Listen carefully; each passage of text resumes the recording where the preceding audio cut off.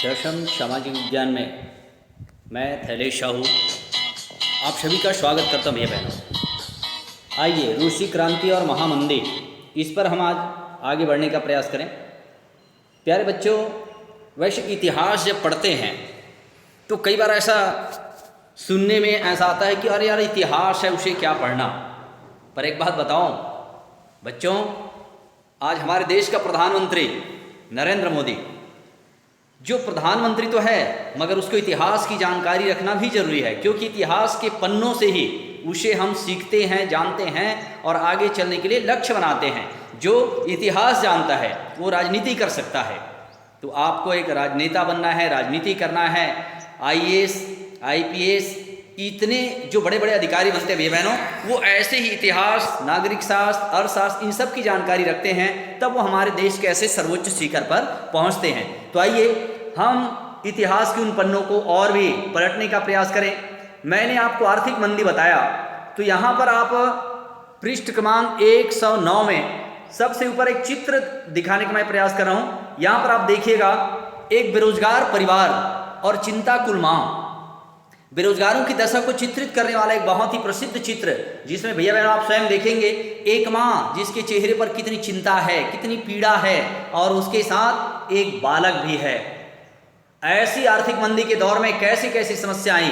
यहाँ पर एक और चित्र देखिएगा, एक किसान के फार्म पर सूचना लिखा है, खाली करने के लिए बेचना है घर के फर्नीचर भी। आप अंदाजा लगाइए कि उस समय आर्थिक मंदी के दौर में विश्व में कैसी कैसी घटनाएं घटित हुई है और उसका परिणाम विश्व को आर्थिक मंदी के रूप में देखने को मिला है भैया बहनों। तो आइए आज हम रूस से थोड़ा हट करके आज बात करें अमेरिका।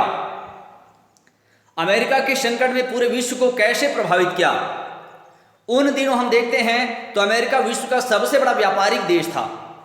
जब विश्व युद्ध चल रहा था तो उस समय वह युद्ध से पहले तो अलग था, फिर उसने क्या किया, वह दुनिया का सबसे बड़ा निर्यातक देश बना रहा। ब्रिटेन के बाद सबसे बड़ा आयात करने वाला।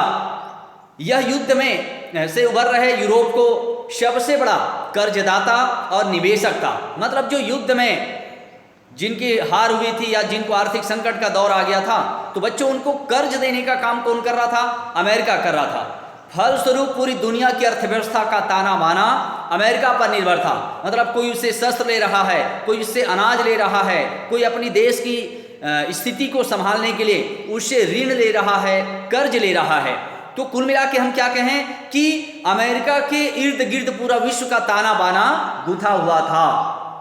अपने आर्थिक संकट के कारण अमेरिका में जर्मनी, ब्रिटेन आदि को उधार देना कम कर दिया। मगर बच्चों जब आर्थिक संकट आया तो आर्थिक मंदी अमेरिका को भी प्रभावित किया और ऐसे समय में जर्मनी, ब्रिटेन आदि देशों को उसने भी उधार देना अब कम कर दिया। अभी तक वह उधार दे रहा था, कर्ज दे रहा था, मगर उसने भी अब कम कर दिया। अपने कृषि और उद्योगों को बचाने के लिए अमेरिका ने दूसरे देशों से आयात कम कर दिया। न वो किसी को मांगने पर अब सामान बेच रहा है, न किसी से वह सामान खरीद रहा है। 1930 से देखते देखते अमेरिका का संकट पूरे विश्व पर छा गया। कैसे? न तो वह किसी से अब सामान खरीद रहा है और न किसी को वह सामान बेच रहा है। यहाँ तक उसने जो कर्ज दे रहा था उसको भी उन्होंने अब रोक दिया और बहुत सारे देश अमेरिका पर जो निर्भर थे उनकी स्थिति बिगड़ने लगी। और आगे जाकर के हम देखते हैं कि भैया बहनों, हमने देखा कि अमेरिका से जो बहुत ज़्यादा निर्भरता जो विश्व ने बढ़ाया हुआ था, तो उसका परिणाम अब देखने को आ रहा है कि आपस में व्यापार और निवेश से बंधे हुए देश 1929 से 1933 के बीच अंतरराष्ट्रीय व्यापार 60% तक कम हो गई, क्योंकि सभी देश में आर्थिक संकट था, हर देश परेशान था। मगर अधिकांश ताना बाना मैंने क्या बताया, अमेरिका से जुड़ा हुआ था। दुनिया भर के किसान जो व्यापारिक फसल उगाते थे बर्बाद हो गए, क्योंकि उनके उत्पादित अनाज को खरीदने वाला खरीदार नहीं मिल रहा था, क्योंकि उनकी उपज के लिए कोई खरीदार भी नहीं थे। अमेरिका और अन्य कई देशों के किसान अपनी जमीन बेचकर शहरों की तरफ पलायन करने लगे, कूच करने लगे। लेकिन शहरों में भी कोई काम धंधा नहीं था भैया बहनों। क्यों? क्योंकि कल कारखाने सब ध्वस्त हो चुके थे, नष्ट हो चुके थे, उनके पास कच्चा माल नहीं था। यहाँ तक कल कारखाने बंद होने के कारण लोगों की, मजदूरों की छटनी कर दी गई और लोगों को बेरोजगारी की समस्या का सामना करना पड़ा। लेकिन यहां पर और भी स्थिति देखते हैं। ऐसी स्थिति में ब्रिटेन में 23% लोग बेरोजगार थे, जबकि जर्मनी में 44% लोगों के पास काम नहीं था। भैया बहनों, इस पूरे टॉपिक से हम क्या समझ रहे हैं कि पूरा विश्व का ताना बाना जो अमेरिका से था, वह कई देशों को सामान आयात निर्यात कर रहा था, कई देशों को कर्ज दे रहा था, मगर आज आर्थिक मंदी के दौर में अमेरिका स्वयं भी इससे प्रभावित हुआ और उसने कर्ज देना बंद कर दिया। अस्त्र शस्त्र खाद्यान्न भंडार उन्होंने देना बंद कर दिया और इस तरीके से आज अमेरिका भी आर्थिक मंदी के दौर में फंसता चला गया। भीषण मंदी का प्रभाव सोवियत रूस पर सबसे कम पड़ा। हमने कहा विश्व में सभी को आर्थिक मंदी से प्रभावित होना पड़ा, मगर सोवियत रूस सबसे कम प्रभावित हुआ। और उसका कारण क्या था? उसी समय वहां पंचवर्षीय योजना के तहत तेजी से औद्योगिक विकास हो रहा था। पंचवर्षीय योजना हम जानते हैं, जैसे कोई भी सरकार बनती है तो 5 वर्ष के लिए अपनी योजना बनाती है। जैसे अभी नरेंद्र मोदी की सरकार है तो उसकी योजना कितने वर्षों के लिए होगी? 5 वर्षों के लिए। भैया बहनों, अगर आप न्यूज़ देखते होंगे, कल बिहार चुनाव का परिणाम आया, वहां पर एनडीए की सरकार बनी। नीतीश सरकार फिर से 5 साल के लिए जब बैठेगी तो वो क्या करेगी? 5 साल के लिए फिर से योजना बनाएगी, उसको हम पंचवर्षीय योजना कहते हैं। तो इस तरीके से औद्योगिक विकास पंचवर्षीय योजनाओं के माध्यम से सोवियत रूस में हो रहा था। इसके ज़्यादा प्रभावित नहीं होने के 2 कारण है भैया बहनों। पहला यह कि रूस उन दिनों विश्व आर्थिक व्यवस्था से बहुत कम जुड़ा हुआ था।